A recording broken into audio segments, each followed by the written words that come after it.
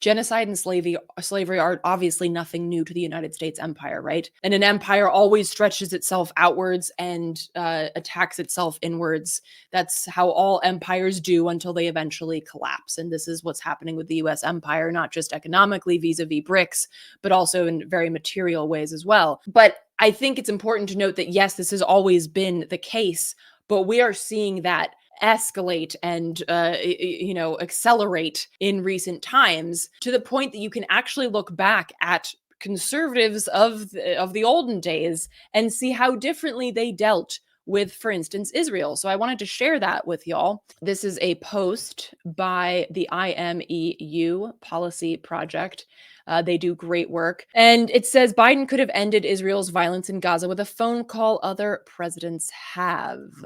They start off by pointing out that, yeah, the Biden administration and, their little talking heads at the press meetings will oftentimes say, well, we're doing everything we can. We're trying so hard. And, President Biden said that there's every reason to believe that Netanyahu is delaying a ceasefire in order to stay in power. And yet Biden has refused to use the most fundamental leverage he has to get a ceasefire, which is cutting off billions of dollars of weapons to Israel. So in 1982, President Ronald Reagan. It's at that point, y'all. It's at that point where I am talking about President Ronald Reagan in a positive way. Like, how fucking topsy-turvy is our world where this is reality, where I'm like, but Reagan, it's dark times, isn't it? Reagan called then Israeli Prime Minister to demand that he end Israel's brutal siege of Beirut, with Reagan reportedly saying, Menachem, this is a Holocaust. Israel stopped its attacks on Beirut 20 minutes later. 20 minutes. Who's nuts in a salad shooter? This is so clear cut. Israel cannot do anything unless the US says so. The idea that Israel could have done any of this since October 7th and before is just dumb without US support. Again, I really hate to point out that Reagan did something good, but here we are. This is the absurdist reality that we live in. And it's also a really stark showcasing of how far right our government is. Lest we forget, recently Italy just banned all weapon sales to Israel. For those who aren't aware, their prime minister is a self-identifying neo-Nazi, a self-identifying fascist. Like, not just other people call her that. Like, she's like, no, I own it. So here we are. A openly neo-Nazi fascist government in Italy is further left than the Biden administration. Okay. I'm just going to leave that there. And Reagan is further left than Biden. So, hey, war is peace. Orwell would have, I just feel him rolling in his grave. After Israel attacked and occupied Gaza and the Egyptian Sinai Peninsula in 1956, President Dwight Eisenhower threatened Israel with multilateral sanctions. Israel then withdrew its forces. Other presidents have also withheld funding to Israel as leverage. I can't believe that I am doing this, but I'm going to say something positive about President H.W. Bush. In 1991, President George H.W. Bush withheld $10 billion in loan guarantees to Israel in order to pressure Israel to stop using U.S. funds towards its illegal theft of Palestinian land. I should have put bourbon in this before I started.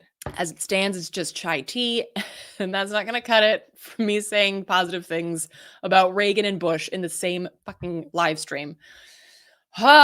President Harry Truman refused to ship a single weapon to Israel during the Nakba out of concern for the violence Israel inflicted on Palestinians. Since 1948, however, the U.S. has provided more than $141 billion in weapons to Israel. Historically, Israel only stopped its violence toward Palestinians and Lebanese when the US threatens to or does stop the weapons from flowing. I will say that's to soften my own anguish at saying positive things about Reagan and Bush.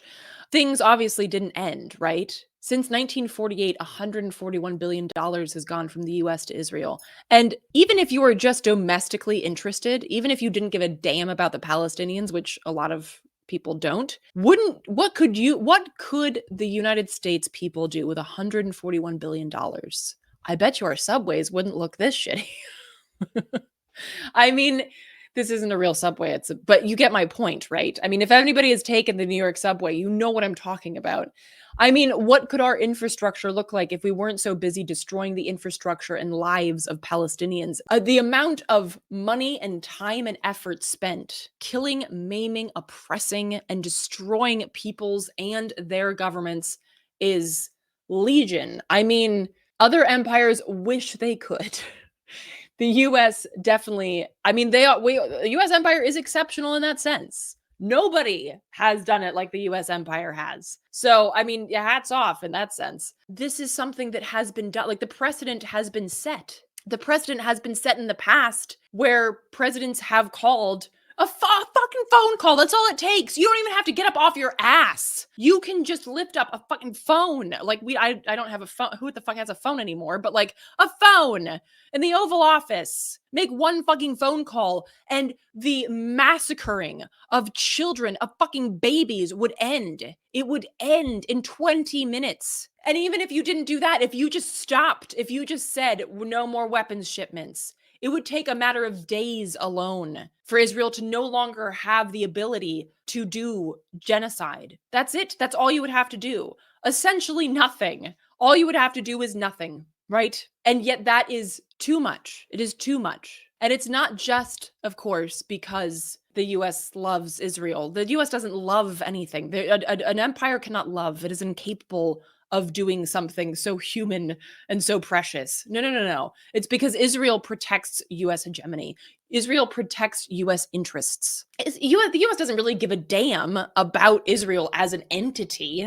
The US only gives a damn in terms of its own interests. And indeed, Winston Churchill, because the UK passed the baton in terms of Israel to the US, Winston Churchill himself said that the creation of Israel aligns with British Empire interests. He said that. And that has not changed. It's only that the empire has changed, right? Instead of the British Empire, now it's the US Empire. And it aligns with US interests. And that's why Reagan, Bush, Truman, Eisenhower, that's why none of them would go the extra step and say, actually, you know what? Like, it's not only fucked what you're doing now, it's fucked that you exist. Like, it's just, like, you shouldn't be allowed to exist.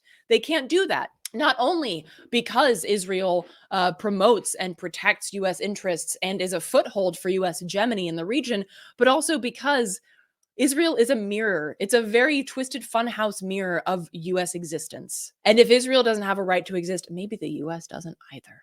As a genocidal state, as a genocidal nation state founded on the genocide of indigenous peoples and slavery, maybe the U.S. doesn't have a right to exist.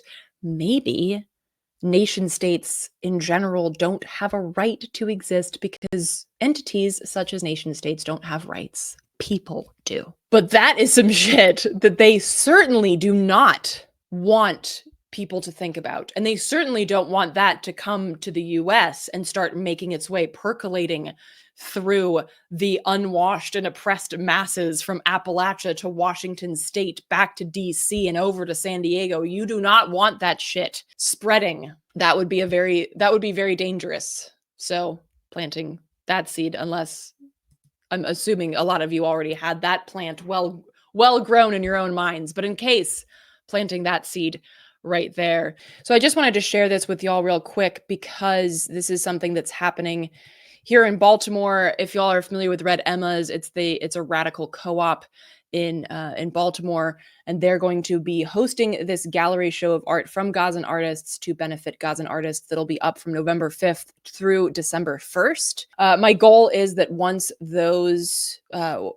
we've got these up in a physical space, that I can also create a website to house this art and then get all of those proceeds to go to those artists in Gaza as well. So please, if you are in the Baltimore area, do check this out. There will be a reception on November 21st. If you're not, please let folks know about it. And you can follow me at Radical Eleanor for more information about that. But again, I'm going to also try to get that information up online, or the prints up online, so that people can purchase them there.